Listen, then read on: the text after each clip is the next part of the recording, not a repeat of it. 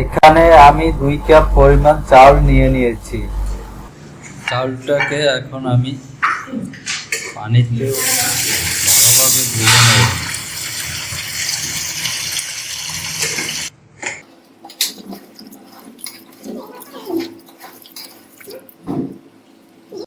চাউলটাকে আমি ভালোভাবে ধুয়ে নিয়েছি, পানি ঝরানোর জন্য রেখে দেব।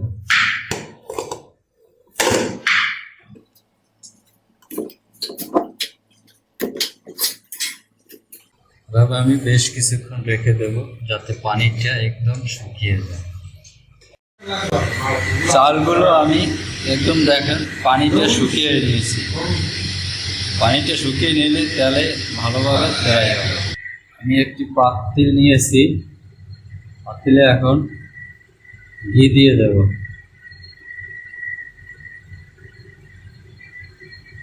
আপনারা ঘি দিয়েও রান্না করতে পারেন, চাইলে সয়াবিন তেল দিয়েও রান্না করতে পারেন।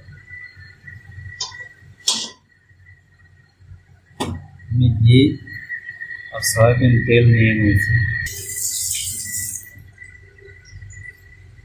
এখন দিয়ে দেবো পেস্ট কুচি।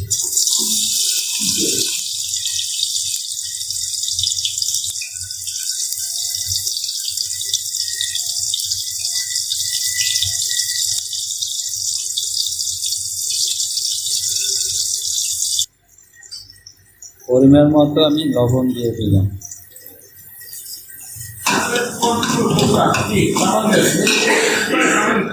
এক চা চামচ আদা কুচি,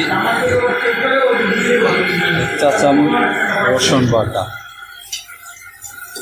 ভালোভাবে হালকা ভেজে নেব।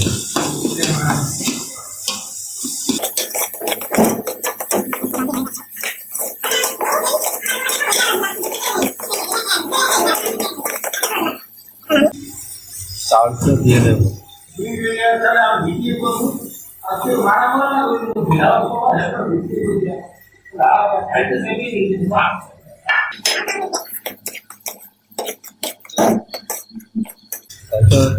কিছুক্ষণ তেলে ভেজে নেব। অনবরত নাড়তে থাকবো যাতে নিচে লেগে না যায়।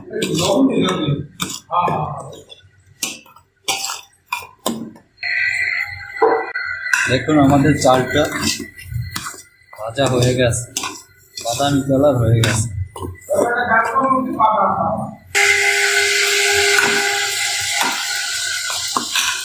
এখন আমি 2 কাপ চালের জন্য 4 কাপ পরিমাণ পানি দিয়ে দেব।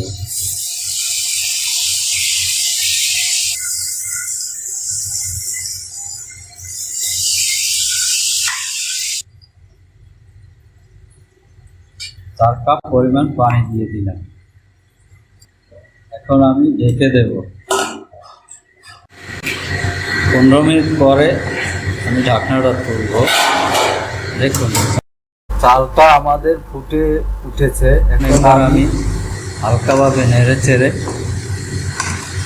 দেব।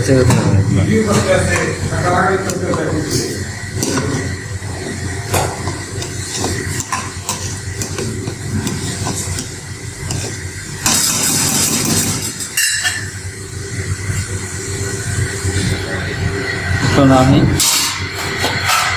15 মিনিটের জন্য রেখে দেব। চুলার আঁচটা একদম কম করে দেব। 15 মিনিট পরে ঢাকনা তুলব। তো দেখুন परफेक्ट एकदम प्लेन राइस भाई, अच्छा वाला बिरयानी हो गया भाई। ঝরঝর হয়েছে, ঝরঝর হয়েছে, लेकिन तेज पत्ता देवा हो गया, नहीं भूल हो गया। ও সুপার সুপার, দেখুন একটার সাথে একটা লাগে না, একদম পারফেক্ট সেদ্ধ হয়েছে। আমাদের ঘি রাইস হয়ে গেছে।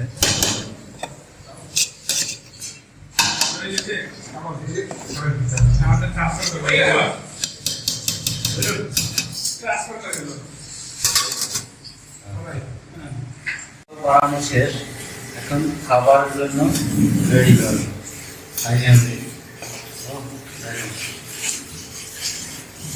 Super plain rice. এখন খাবো পুরি।